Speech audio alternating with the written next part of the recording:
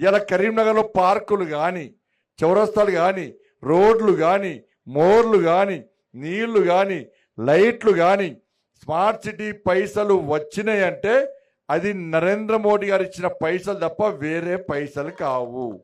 ఇలా నరేంద్ర మోడీ గారు ఎవరు చూసిస్తారు? మీరు నన్ను కష్టపడి గెలిపించారు కాబట్టే, నన్ను నరేంద్ర మోడీ గారు గుర్తుపడతారు కాబట్టే బండి సంజయ్ని కష్టపడి గెలిపించారని చెప్పి స్మార్ట్ సిటీ పైసలు ఇచ్చారు. ఈ గంగుల కమలాకర్ మోడీ గుర్తుపడతాడా? ఆ వినోద్ రావు కొత్తగా వచ్చింది ఆయన. వినోద్ రావు చూసారు ఎప్పుడైనా మీరు? ఆయనను వాళ్ళ పార్టీలో గుర్తుపడతారు ఆయన. మరి వాళ్ళు ఎట్లా గుర్తుపడతారో తెలియదు ఆయనకు. ఆయనకు సీతారాంపూర్ తెలియదు, ఆర్ఎపల్లి తెలియదు, టవర్స్ ఏ గల్లీ తెలియదు.